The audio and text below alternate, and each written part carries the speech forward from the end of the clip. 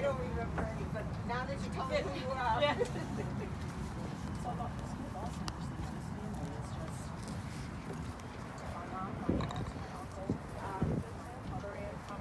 Ladies and gentlemen.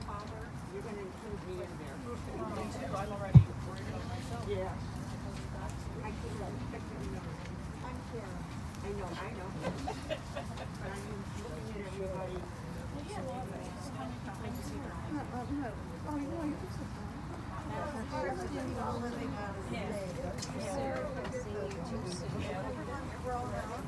Yeah. If anybody else needs a folder, I have folders here. So it's like. Anybody else need a folder, a service folder? Other than the rabbi? I speak. Speaking? Speak to the microphone so people can.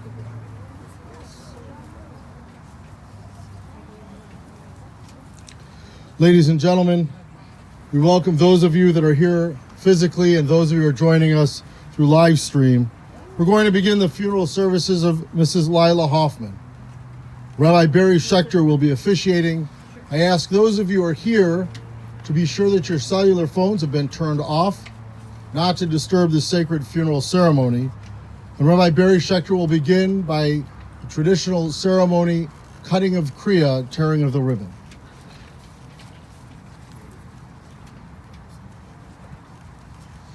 So friends, as our director has told you, we're going to, for the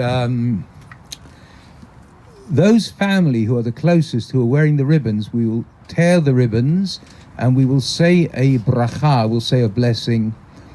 So if you're going to do it, yes.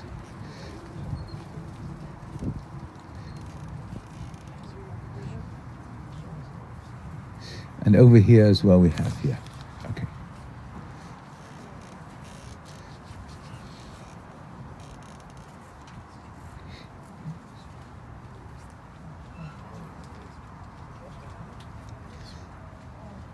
Children were in the house, everyone else. So siblings, anyone else. Okay, now I'm going to say the bracha with you. It's not written down there, so if you look at me, you can join. The bracha begins the way every bracha does, you know, Baruch, Atah, and so on. But there are two words at the end which I will tell you. So we will say it together. So let us begin. Baruch Atah Ado Elo Melech HaOlam Dayan HaEmet, which means blessed be the true judge. That's what we say when we suffer a loss. And you may be seated now. Those of you who have chairs. I think, do we have some spare chairs there? Maybe someone wants to come and sit down. How many do we have? Oh, okay. All right, we'll begin. Mizmor David Adonai mi yagor be'alecha mi yishkon behar kodshecha הולך תמיד, הולך תמים, ופועל צדק, ודובר אמת בלבבו. לא רגל לשונו, לא עשה לרעהו רע, וחרפה לא נעשה על קרובו. נבזה בעיניו נמאס, ואת יראי אדוני יכבד. נשפל לא רע, ולא ימיר, כספו לא נתן בנשך, ושוחד אל נקי לא לקח. עושה אלה לא ימות לעולם. God, who may abide in your house, who may dwell in your holy mountain, those who are upright, who do justly, who speak the truth within their hearts, who do not slander others or wrong them or bring shame upon them, who give their word and come what may do not retract, who do not exploit others. Those who live in this way shall never be shaken. Dear friends, we're here for a sad and difficult occasion to say goodbye, which is one of the most difficult things we can ever do, but also to pay tribute, to honor the memory, and even if possible, to celebrate the life of Lila Hoffman, the daughter of Albert and Esther, Leah but Avraham the Esther, who's gone to her eternal rest at the age of 97. 97. I say it again just so that you can absorb this. And leaves behind a family who loved her very, very dearly. First, I should mention her late husband, Jerry, that her children are here, Esther, and her William, and Michelle, and her Maggie, and I should mention, of course, Diane, whom we lost very, very recently. Also the grandchildren, Michael and his Chava, and Kelly Beth, and William Jerry, Skip, and great-grandchildren, Sarah Nirit, Matan, Ethan, is it Natan? With an N, right? Natan, Ethan.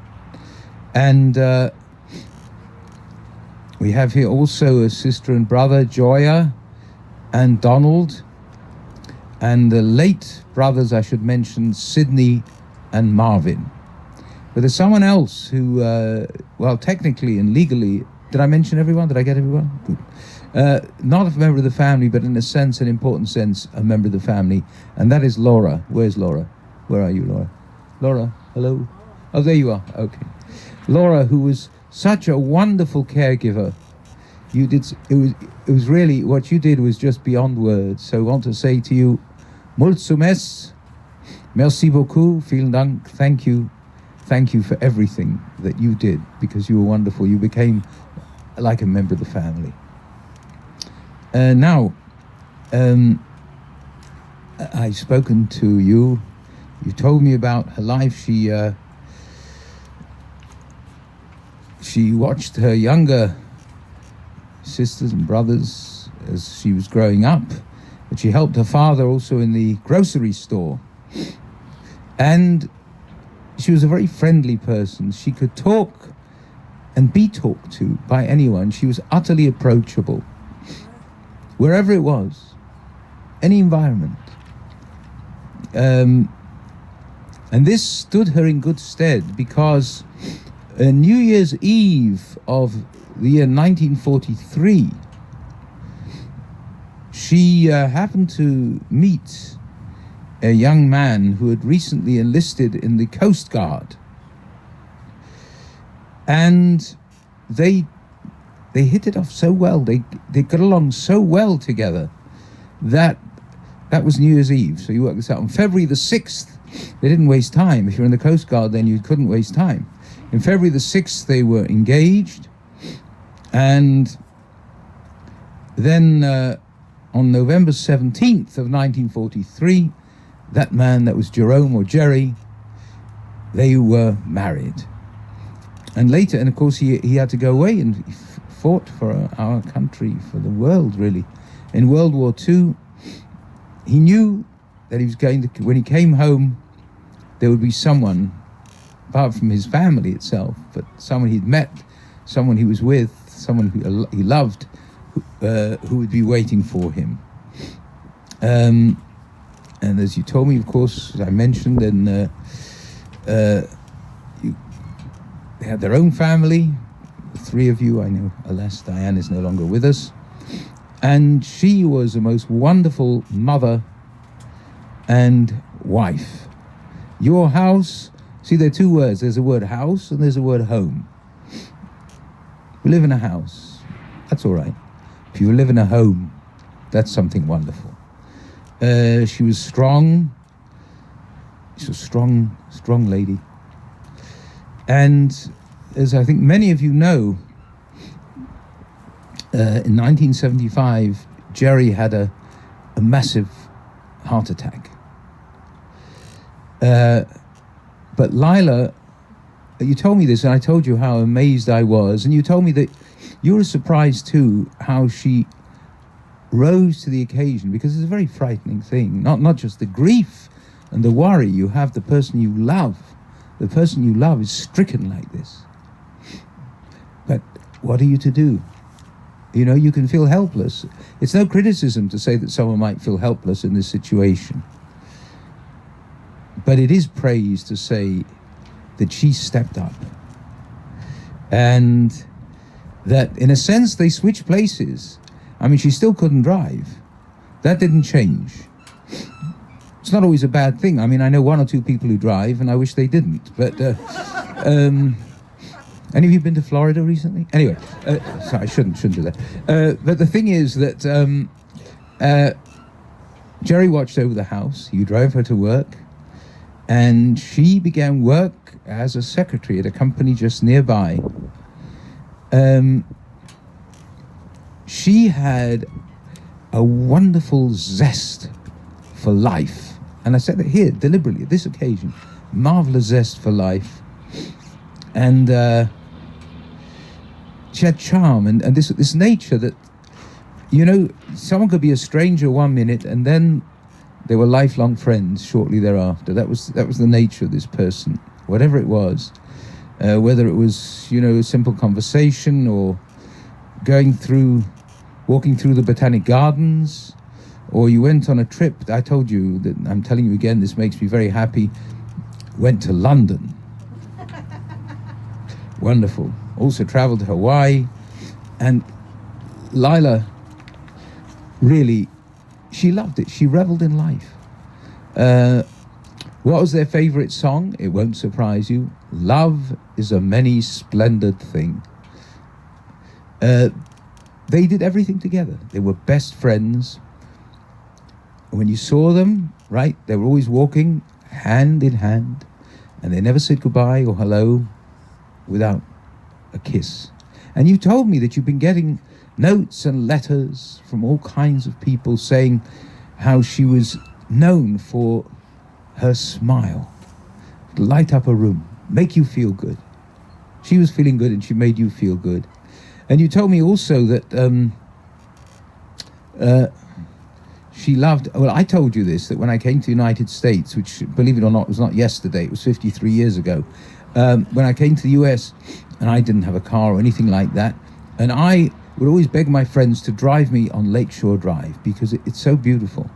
Well, then I learned, I'm not alone in this, every Friday, right, you would drive her on Lakeshore Drive in your convertible.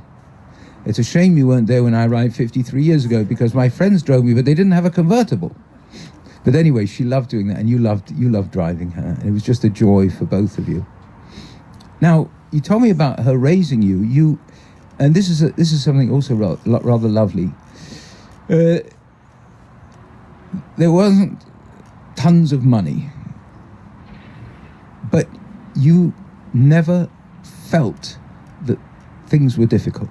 That was not communicated to you. You grew up with the feeling that everything was fine. So she managed to be a homemaker with a budget, but it was all okay. You felt good. You felt happy, and she was so supportive of you. You know, there are ways. We all need support. Some people think that's not the case. We all need support. We all need encouragement. And the people who give it to us are really acting like our angels. Because most of us, there are one or two people who are not, most of us, we have doubts, we're not sure, and so on. You have someone who encourages you and says, yes, do this. You want to do this, whatever it is. And that's the kind of person that she was. In the neighborhood, everyone knew her as, or the children certainly did, as the cookie lady. Yes, because she made these wonderful cookies. What kind of cookies did she make? Do you recall? Every kind. That simplifies things. All kinds of cookies. She went, I told you, I didn't mention this, she went to von Steuben High School. But you grew up way south. You grew up in Marcum, Illinois. They told me about this. They had to spell it for me. But you still remember going when you were told me, you remember driving up to your grandma Celia, yes, and or your aunt Charlotte, you would drive up to for holidays, other things. On Sundays when you go, you might go to a restaurant, you might go out for a picnic, and she made the most marvelous fried chicken you would have on these picnics. And you'd have time together as a family. When I spoke to you, you emphasized this all the time about family, and how this wonderful feeling. He died. Your dad passed away in 2002, and he had been so caring of her, even after his heart attack, that you really were concerned because you thought, how long is she going to last? Well, look at this. We're here now, and she's 97. You told me she was very organized. I knew that because when I asked you if she read, you said she read a book a day, but you also said she kept a log of all the books that she read. And I asked you also about the food she made. Which one of you was it who learned how to make blintzes from her? Was it? You did, yes. She made wonderful blintzes. Chicken cacciatore, not so great. I understand, but we'll pass on. We'll talk about other things. She organized. How many photo albums did she have? You told me two different things. One of you said 25, the other said 100. Any higher offers? Over 100. Over 100 picture albums of all of the family and places you visited. If you went, you told me that you used to go to a restaurant that I'd not heard of on the south side called Russell's. Russell's, you'll remember that. People are practically applauding here. This is fantastic. So Russell's, do we have a representative of Russell's here?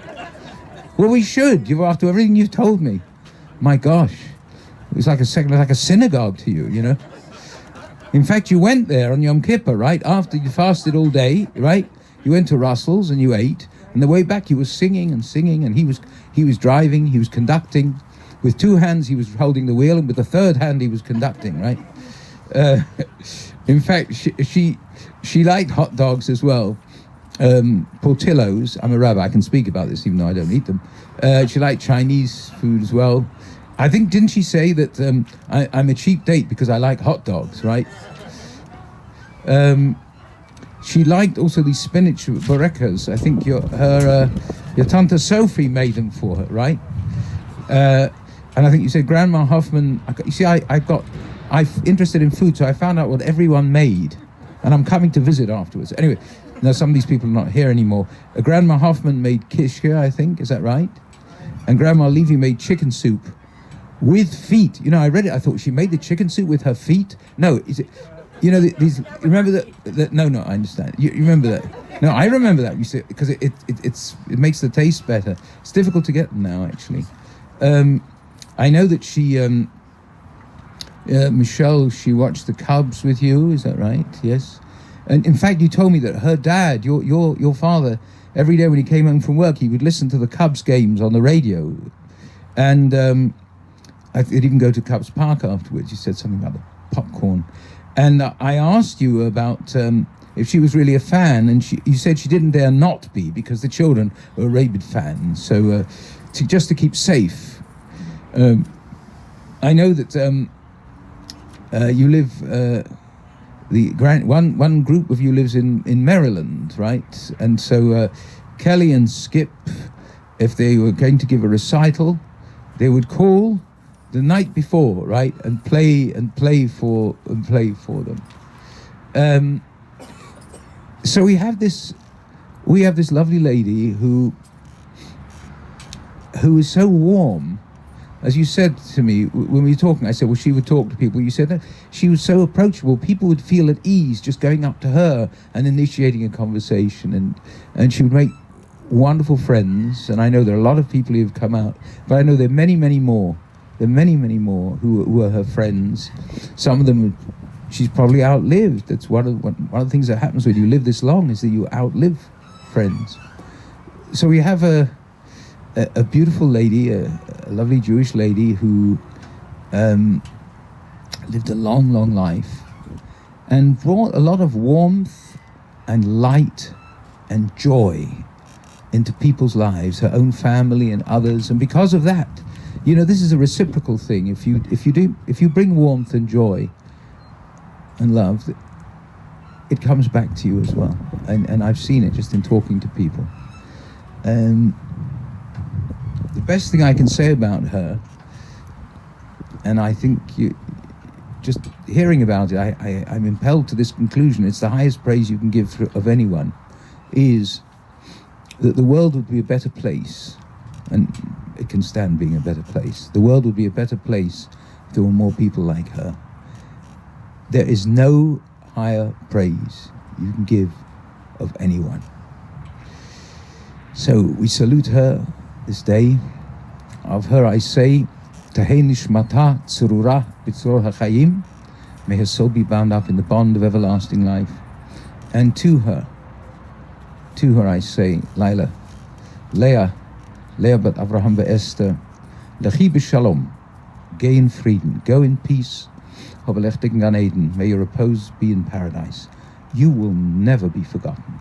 You'll always be remembered in love by those who knew you and loved you, and those whom you knew and you loved. Amen. And now, if you'll join me, please, we're going to read. You have these little pamphlets, these handouts. If you'll open them,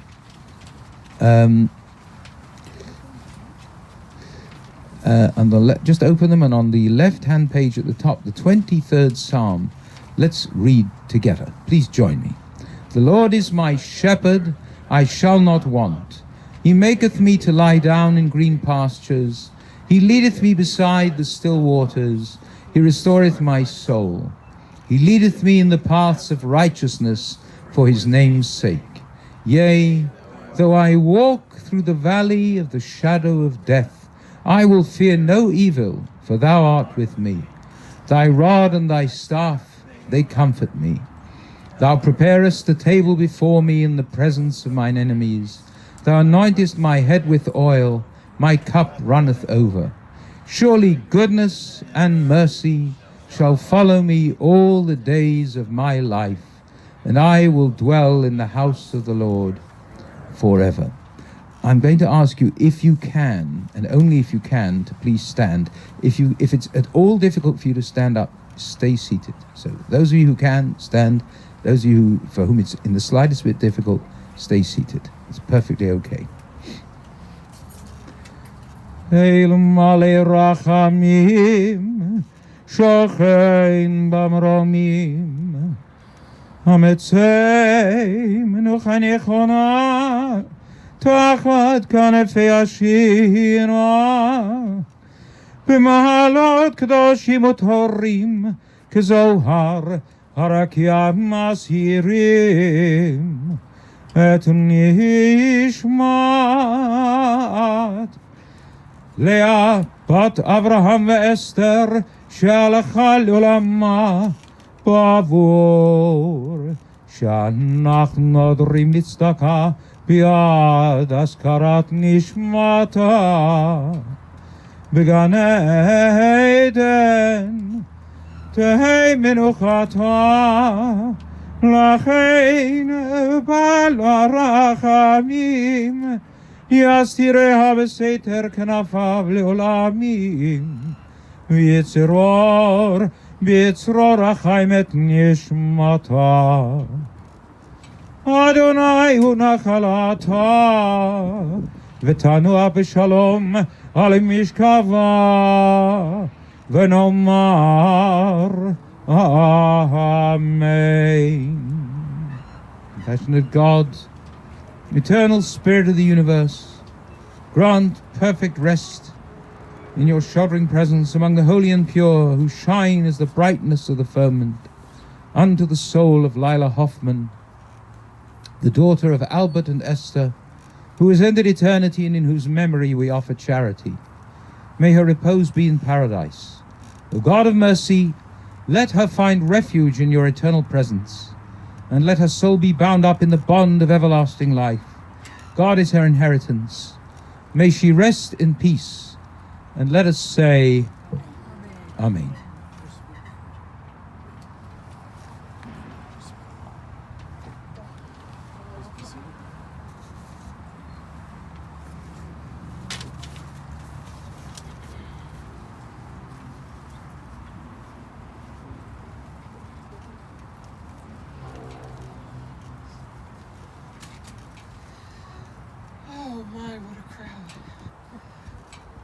I know we're here today to celebrate the loss of my mom, but she is peaceful now and in the arms of my father, and no longer suffering as she suffered the last few months. What I have for you today is a list of things that you may or may not know about my mother. It's sort of a did you know kind of thing. Did you know that Mom's actual birth name was Leah? And that was the name given to her and on her birth certificate. She was a preemie and she struggled for life, just as she has been the last year. And she made it. My grandmother had made a pact with God. If he would let her live, she would change her name to Lila, and then she would not be named after a living person. Sephardic, right? Okay. Yes, she was an avid reader, as the rabbi said, and she loved to stuff tissue up her nose and sound like she was sick when she was in school so that she could stay home from school. And then she would read all day. Yes, a very avid reader. Yes, Mom and Dad met on New Year's Eve. Dad was sitting on the floor up against a wall in a corner behind some furniture. And Mom, as she is, went over and sat down next to him and started talking. And 11 months later, they were married. They were married in my grandmother's basement because the original wedding date had to be changed as Dad got his orders to go. They went together on the West Coast for quite a while. Mom followed him around, but when she became pregnant, she went home and she stayed with Grandma Esther. Now, I am not the firstborn child of Lila and Jerry. The firstborn child was a stillborn baby boy and Mom suffered from toxemia, which is a severe poison, and it was a question again of her life, and she fought again. But my mom and dad never ever stopped grieving for that baby boy. Okay, as Rabbi said, times were tough.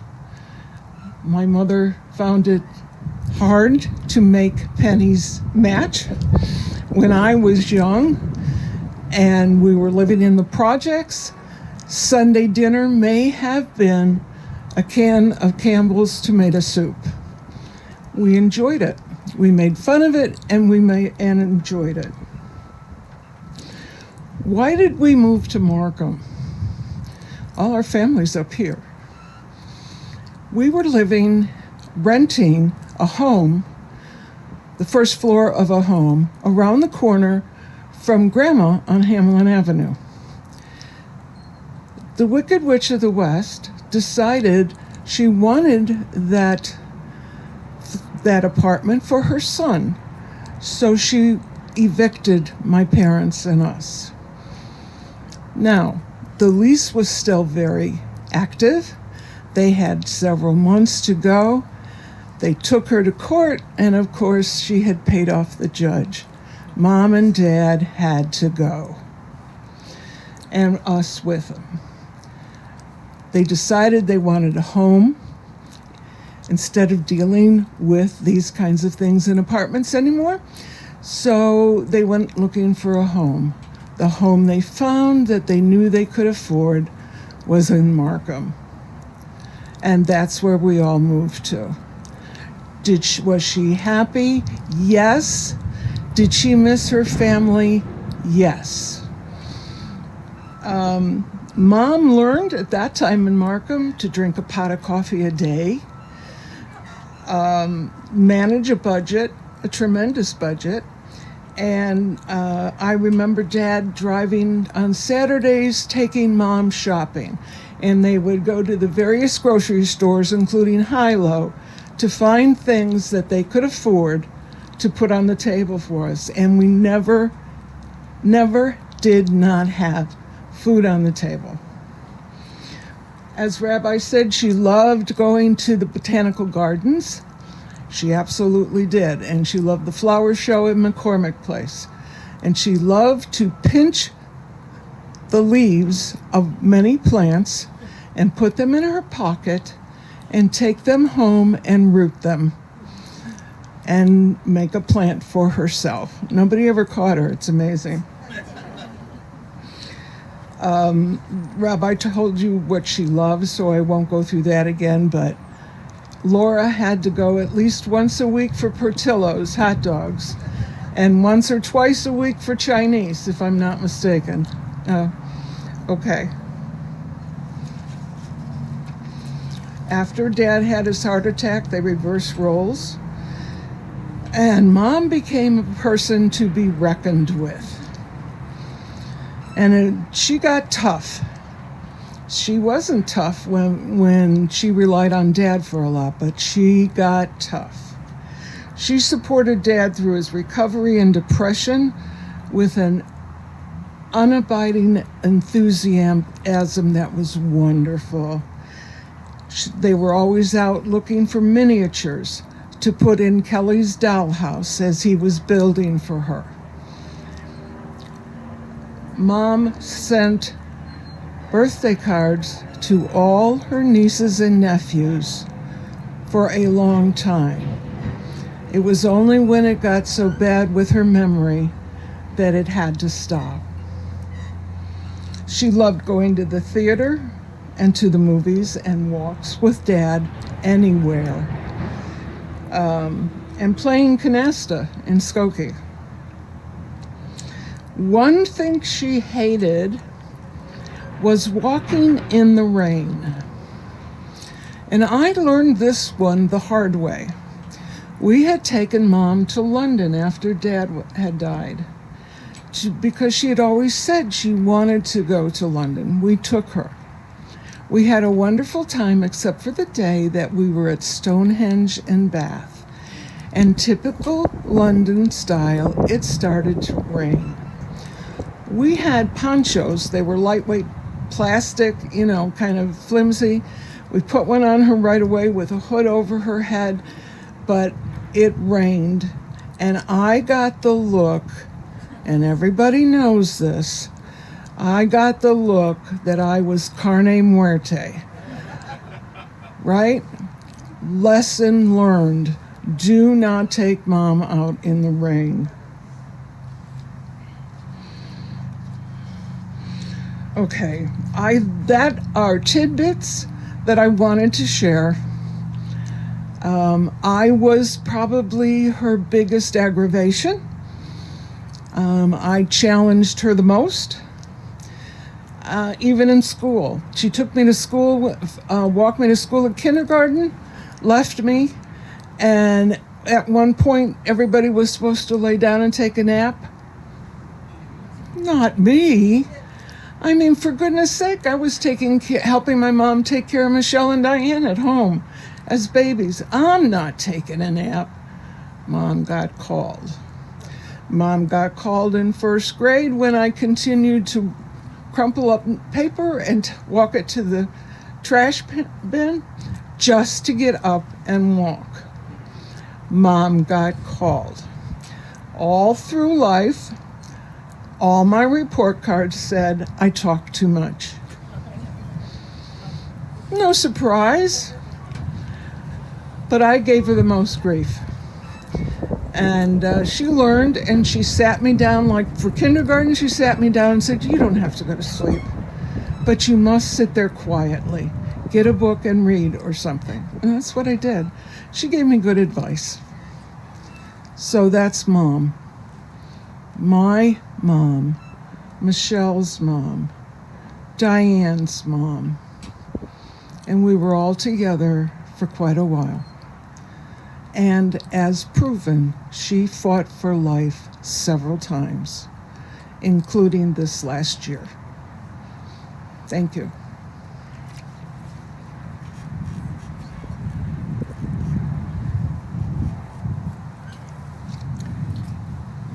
Friends, we are going to recite the Kaddish, the Mourners Kaddish.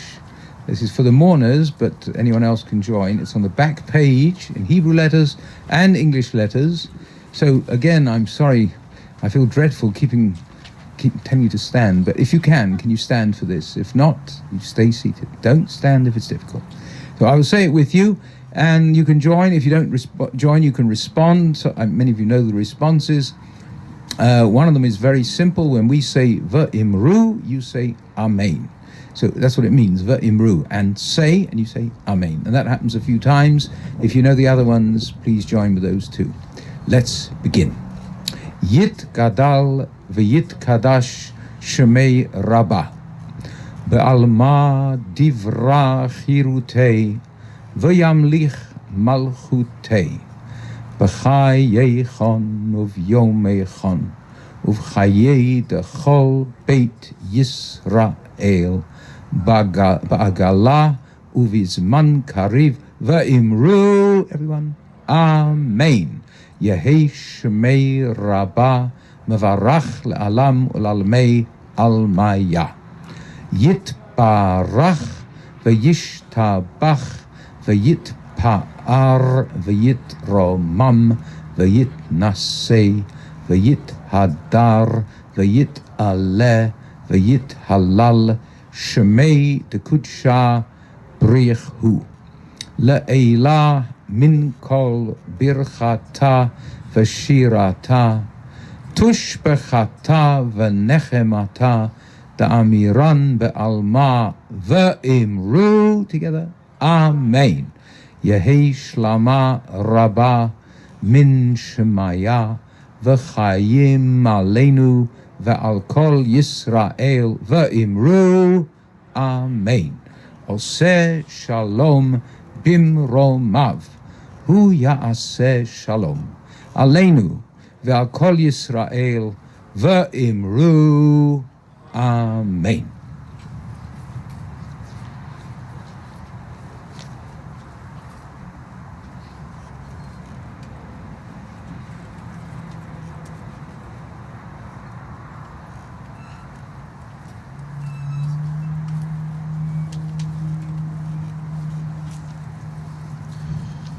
Ladies and gentlemen, for those of you who are joining us on live stream, this information is on our website.